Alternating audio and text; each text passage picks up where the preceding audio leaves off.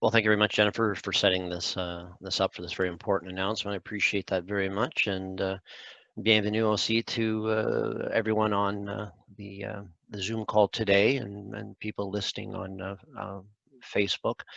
The Before I get too far, I always wanted to first of all say hello, bonjour, and on the, and we always need to recognize that we're on the traditional lands of the Ojibwe people in this area, in the Huron Superior Treaty lands, and that, of course, is our good friends in Garden River, in Batchewana, as well as the Métis. A very significant amount of Métis are located in Sault Ste. Marie. This is a very sacred area for them as well. So I just want to acknowledge that we are in the traditional territory of those Indigenous people. So thank you for sharing your land for this announcement today. Um, and as Jennifer had mentioned, it's great to be here with Mike McQuaig and all the people from Algoma Steel that are on the line today, as well as the people in the media. Good day to you, as well as Rory Ring, who's representing the Chamber of Commerce and the business community. So, without any further ado, I would like to get right into her, and I'm going to begin by making the announcement, and then I will introduce Mike to say a few words after that, and we will continue on. So again, great day today. During this COVID-19 pandemic, the government of Canada's #1 priority remains keeping Canadians safe and supporting families and businesses. Um, Even at this time, work continues to help the economy recover. You've heard a few announcements that we did earlier this week from a FedNor perspective around agricultural and Indigenous. So we're keeping on that as the economy continues to open up. So, we're also trying to create the conditions for good new jobs. But at the same time, we still recognize that we have an extreme challenge here in Canada, and we need to lower emissions and at the same time make life more affordable for Canadians. Climate change continues to be a great concern for the residents of Sault Ste. Marie, and for the rest of Canadians. We knew in the last election that was one of the top priorities for people at the door about the climate change and fighting pollution and making things a little more green. So that continues today. People recognize even more, I think, now because of COVID-19, the interplay of the environment and everyone's ordinary lives.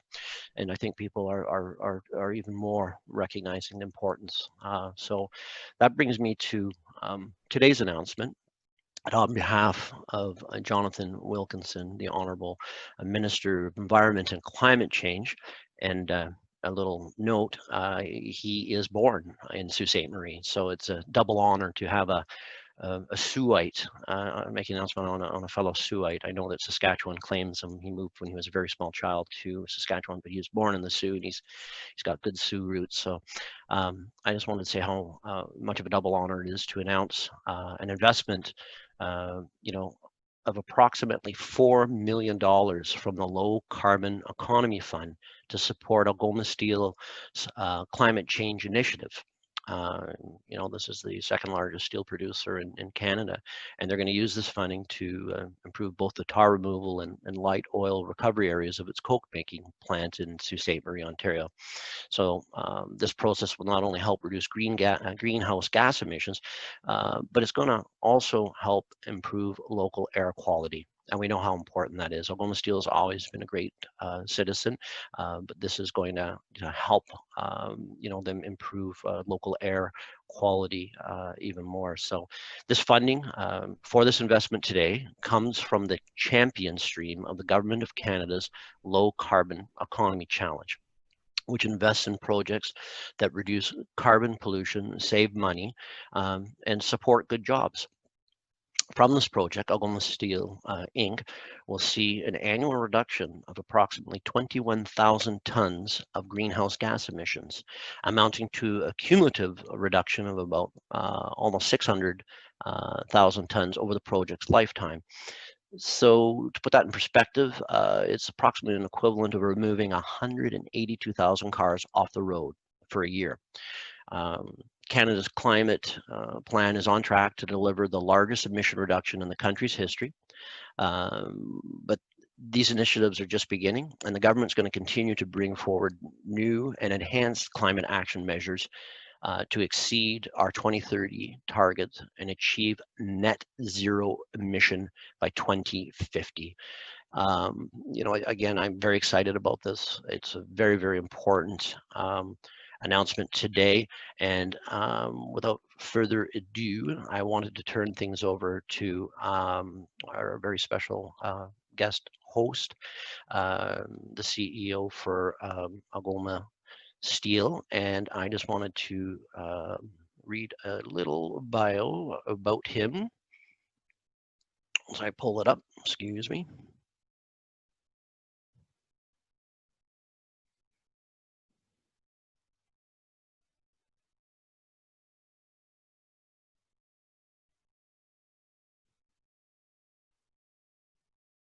And I have it here, excuse me. Maybe Jennifer could send it to me one more time. I apologize.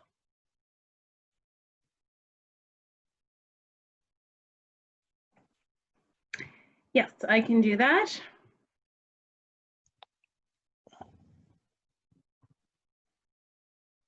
Okay. And on a personal note, Mike and I have gotten to know each other quite well since taking over the Algoma Steel after the restructuring. You know, I think it was very, very key, and also underlines that we had a really important announcement in 2019 of $90 million to support Algoma Steel from FedDev and from the CIF announcement. So I really wanted to, you know, acknowledge that. So with today's announcement, that's a $94 million the government has invested in Algoma Steel in just over a year. So again, Mike has been a good person to navigate Algoma Steel through its coming out of its restructuring, and you can understand it because about what I'm about to read is going to really demonstrate, you know, his history and why he's the right person at the helm at Algoma Steel. So in March 2019, prior to joining Algoma, Mr. McQuaig was acquired more than 35 years of progressive experience at Stelco Inc., of course, a Canadian steel producer. During his first 25 years at Stelco, he played a critical role in that year's sale to U.S. Steel.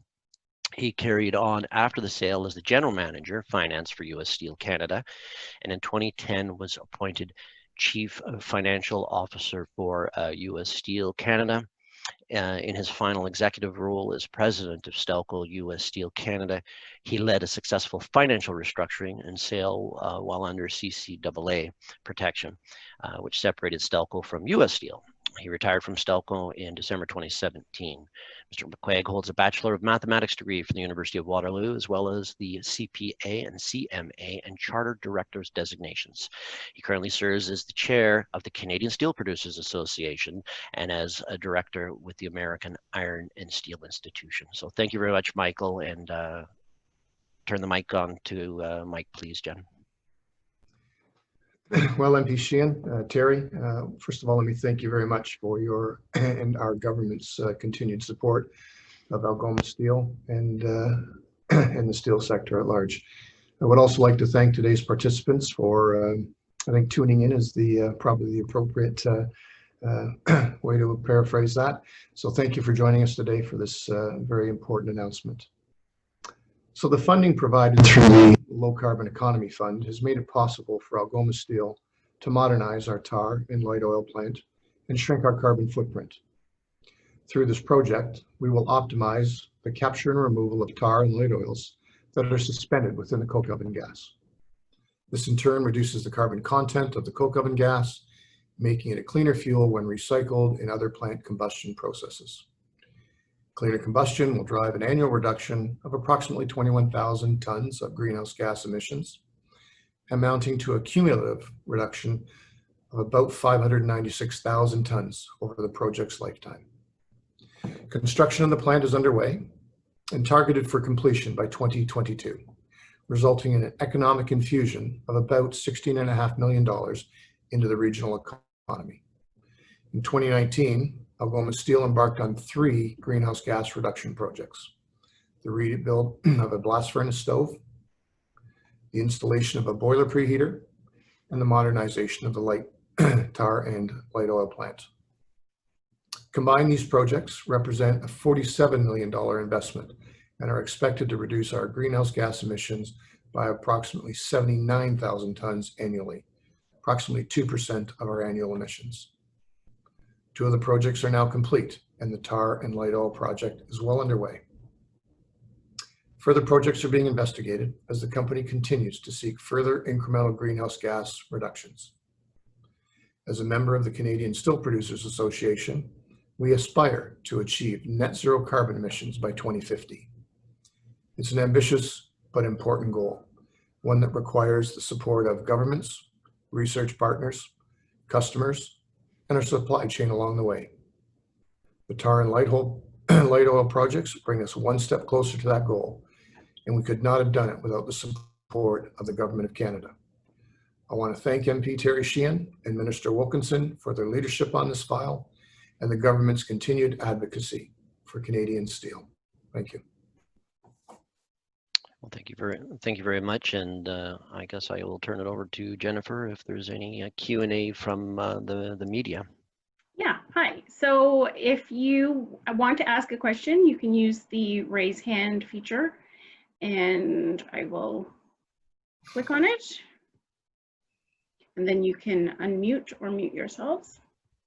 Also, the news release with some detailed information will be on its way to you momentarily.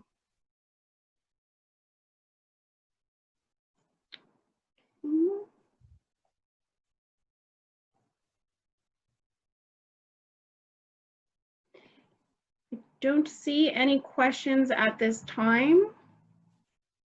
Oh, one came wait, through the chat. just got one. Okay. Okay. It says, So Jairus. You can do Elaine's first and then I'll go second. I know she typed hers in, so let her go first. Oh, okay. Hold on. For some reason. I can see it. I'll read it. I'll be Elaine, and I'll read okay. it to Mike. So on behalf of Elaine, Mike, can you explain how the improvements will be made? To be very honest, Terry, Elaine, that's fairly technical. We certainly have the ability to explain that process, but I think I'm going to have to defer and take that question away with you, from you, and we can provide the details in terms of the actual process of the removal of the tar and the light oil from that gas flow stream. Is there any way that you can just kind of keep, kind of just give us a simple explanation so that we can explain it to our readers? Technical. You know what? I think we can respond very quickly with the actual technical process. Really, it's a gas stream, and let me paraphrase this as we'll call it a filtering mechanism. The actual technology, again, would be far more detailed, but it's to take from that gas stream tar and light oil and extract it so that the gas that continues on to our combustion processes does not contain those elements, and thereby it reduces the carbon footprint. So let's put it down to a filtering mechanism of a gas flow. How's that? Okay, fair enough. And what else has to be done so that Algoma can continue to reduce its emissions? What other projects have you got on the back burner? As I say, we've had 3 and invested $47 million. There are a number of things that we need to do, and it's a extremely long list of issues that would be required through the blast furnace coke ovens to invest in many of those issues and address improve the environment. Do you ever think you'll meet the government's target? The zero? It's aspirational. We certainly, as the chair of the CSPA, fully endorse that, and it is there. Having said that, it's aspirational in as much as the technology does not currently exist, and we will continue to work with academia and the government and vendors to in fact strive for that 2050 goal, a very ambitious goal and aspirational. Thank you. Okay, thank you, Elaine. And Jairus, I will have you unmute yourself. You should be able to go ahead. Okay, this is for Mr. McQuaid. When Terry started off, he mentioned that this new upgrade will reduce 21,000 tons of green gas emission, which is equivalent of removing 180,000 cars from the road a year. Currently, how much tons are produced by Algoma Steel here in Sault Ste. Marie of green gas emission each year? If we look at it, we have about, in my prepared remarks, we put 2% approximately at 80,000 tons. So order of magnitude is about 4 million tons a year. And just on that too, Jairus, I just wanted to clarify that it's 21,000 tons a year. Over the lifetime of the project, 596,000 tons. So that's significant, and that equates to removing 182,000 cars off the road for a year. So it's a really big impact. Sorry, what was that number again, Terry? Sure, it's 21,000 per year, Yeah. and over the lifetime of the project, it will be 596,000 tons, which would be the equivalent of removing 182,000 cars off the road for a year. Oh, okay. So that's 596,000 tons over the lifetime of the project. And we still haven't got the full release yet, but what is the expected lifetime of this project? I believe you said, Michael, you were finishing on track for what time? Installing by 2022, and it's a 30-year runway. 30 year. Yeah. Okay. And just, sorry, just because I was problem. trying to write down a bunch of those numbers ahead of time, just as you were mentioning that. But what's the economic spinoff for creating this project here in the Soo as far as jobs that this will produce? I haven't put it down to jobs, but it is about a $16.5 million infusion of spending in the region.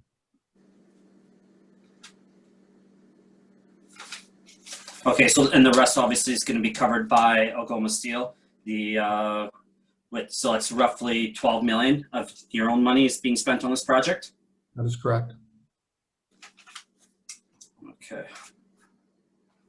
And just Okay, the news release has gone out, Jairus, and if you don't have it, I can resend it to you shortly. I just received it now, so I'm just Okay. looking to make there's nothing else in that I need to get a comment from. But if James has a question, I'll pass it to him, and I might come back. Okay.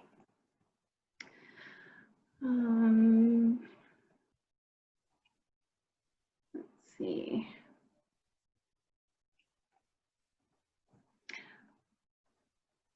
I don't see.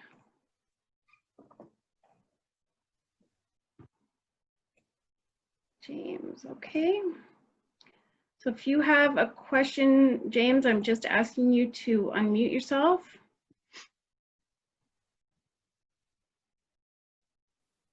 I'm good, Jennifer. Thank you very much. Okay. All right. And I don't see any other questions for now. Well, thank you very much, Jen, Mike, members of the media, Algoma Steel representatives, as well as Rory Ring. You know, when you think about the $16 million that's being invested in the community, and the spin-offs that happen for all the small and medium-sized enterprises in Sault Ste. Marie and area and such. So I think that's a good day. So thank you very much, miigwech, merci beaucoup, and we will chat again soon. Thank you. Thank you all. Thank you. Thank Great you. news, gents. Great news. Thanks.